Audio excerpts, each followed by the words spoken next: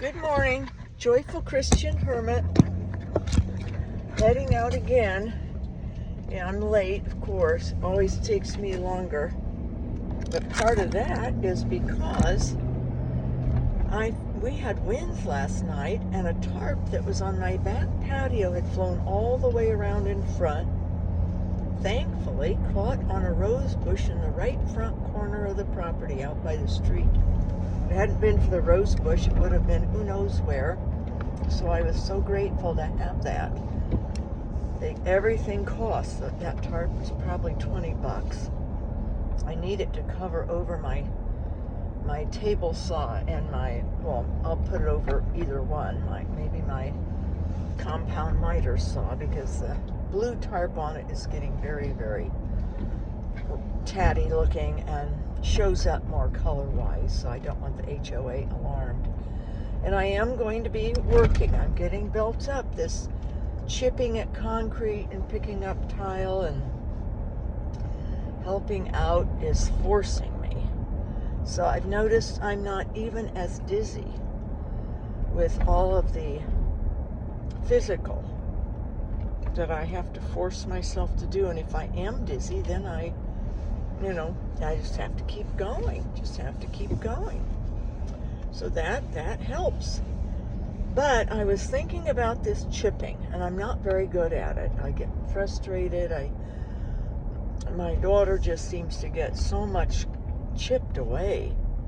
And I was back in this little right-hand corner, squished in with washer and dryer in maybe a 2-foot square, or 2.5 foot at most. I bet no more than 30 inches, and there were cabinets above. I had to be careful I didn't whack myself in the head when I stood up. Of course, I can barely stand up. But I didn't get much chip, but I found a better chipper at home. The thing I think will work great. I'm excited. But I realized I'm going to ask her to demonstrate for me, to teach me how her technique, because she has some kind of a technique that she gets a lot more chipped. Plus, I think I sprayed too much water on, and it made it more gummy, not as easy to chip out. So, but the other thing that was sort of exciting, another thing I love about Jesus is that he had such perseverance, and he just bit by bit by bit in life. He'd walk, in bare feet or sandals. He would walk, and he'd be exhausted, but he would keep going. So he had a lot of endurance. And then also, he chipped away at life. Bit by bit, he would chip away at situations, at sins, people's sins. He would chip away at demonic temptations. It's a matter of chipping away at life. Problems that we have, just chip, chip, chip. So that I thought of that it's really sort of the secret for enduring, is to keep chipping away at our efforts, at our spiritual life. I keep making the same mistakes over and over. Seems like I do. Don't make much spiritual progress. I haven't made temporal progress in my manual labor at my place. It's just a disaster in there. But it's like, I think God brought me this concrete on purpose so that I would be reminded, chip away, day and night, chip, chip, chip. Chip a square foot, sweep up the debris, get back in there, take a break, because I dare not take too much of a break or I won't get back in it. But we are taking a little break today. We're going to go to the Home Depot and the rental place, because it just seems inconceivable that they would have YouTube videos of a young woman using one of these stand-up cement grinders looks like a vacuum, a heavy vacuum, like an upright vacuum. If they're impossible for a young woman, family member's a young woman and strong, but she couldn't even budget. And the man said, you're not going to be able to do this. So we have to find out what gives here. You know, why would they have these on YouTube video with a young woman using them if they're truly that heavy? So, and if so, yesterday I declared we will chip this whole thing. We will chip it and chip it. So she's got a man friend, another pickleball player, coming tomorrow for a couple hours to help chip. We should have a chipping party. That would be fun. Who would come? Just those people who are chipping away at their spiritual flaws, their sins. And turn it to the positive. It doesn't always have to be we're chipping away at our sins or our flaws. We're chipping away at the hurdles we have ahead of us. Say we have some task or some obligation, or maybe you have gone back to college and you're taking a course at a time, and it seems forever before you're going to get a change in career. Or you're heading toward retirement. It seems forever that it's coming. So, you know, do tasks with that in mind. How some things are just very slow, tedious. And I think surely that is partly how Jesus endures with us on earth, all these centuries of people. And he's perfection, and he sees in all directions, and he's in timelessness. So he sees the past, the present, and the future, even though he remains in the present always. But he has this experience of being able to comprehend in all dimensions, all directions, all of time. He's all-knowing, all-powerful, ever-present, with all souls. And imagine, you know, what if he were human, he couldn't endure it. Just the frustration of us people, like even on earth he got frustrated with the disciples. How long must I be with you? How many times do I have to explain it to you, teach you? You know, he talked to them directly in ways he didn't to others. He also used parables with them. He drew in the sand with the one people. He was very direct with those adultering men and the ones that were going to condemn her and kill, or had condemned her and were going to throw stones at her. And he spoke directly with her, but he also, you know, explained to them in a loving way, in a way, a charitable way. You know, instead of saying, you better not throw those stones or you're going to hell. God will strike you down. My Father will strike you down. He said, no, you know, if you yourselves have had sins, then go ahead and throw the stone. Whoever has the sin is without sin. I mean, whoever's without sin, go ahead, throw the first stone. Knowing that they'd all sinned, and they knew it. So in that way, he softened the blow. He chipped a little lighter at them, but he chipped all the same. And this chipping has taken on untold dimensions for me. It is my spiritual teacher. I'm convinced, because I was wondering, why did God allow this? Why did God allow this?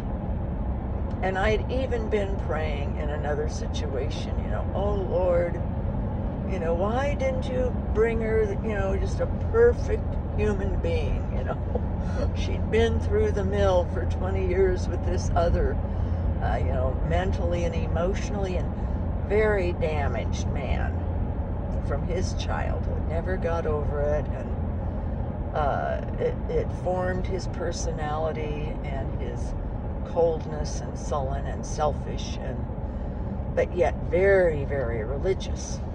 Reads theology, and can talk it, but does not put it in practice. So, that's a lot of us out there. I can read stuff and think, oh, how great, I'm going to do this. And, maybe give it a try, but don't stick with it, or don't try hard enough, or just am not spiritually ready, I guess, not mature to do that. So, oops, I shouldn't have done this. Well, yes, it's working out just fine. That was an okay move.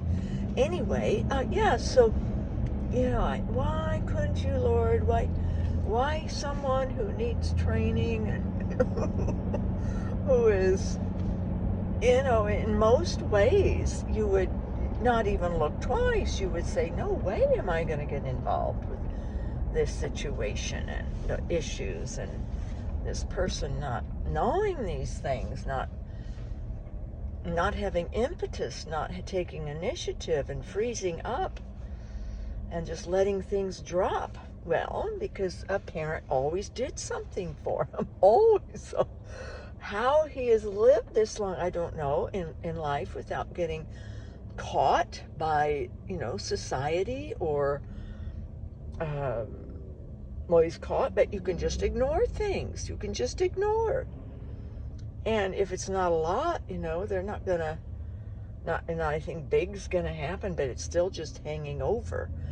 But, why, Lord, why couldn't have you brought a perfect person? Well, good luck. How many are there of us, who are perfect? I'm not, so it's either one thing or another. It's hard for people who are very talented and very adept at picking up things. Like someone like my daughter, well, all of my kids. I'm bragging. No, I'm joking, but but she does have many gifts and talents, and she's very lovely, very kind. But she doesn't confront. I think that's because I had to learn to confront in my hellish divorce. And just getting us out of the state of California. We went through terror for over 5 years. It was 6 years, in fact. And they don't remember a lot, but I'm sure they remember the turmoil and don't understand why, But, or maybe heard phone when he'd call me and say just horrific threats and stuff. And I would get upset, cry, and call my parents, and just it was one thing after another. And we were frightened. They were frightened by their own father. Didn't like visiting him, etc., etc. But I think they blocked a lot of that. A couple of them have, but it's hard. This daughter is very bright, very accomplished. She's a very high achiever, and all my kids are. We had to be to make it, and I couldn't do for them. They had to do a lot for themselves. They would go out on their own and just get after-school jobs in high school or even junior high. Cart papers around to sell or to deliver and make a little money and help out. I was painting cards, making cards, and trying to sell my writing. We were all trying to do extra because my income was so low.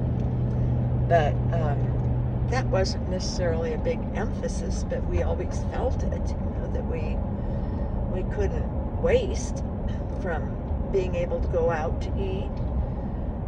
If we did, it would have to be a Burger King if we had coupons, and no drinks, no soda drinks. That was the cost of a sandwich.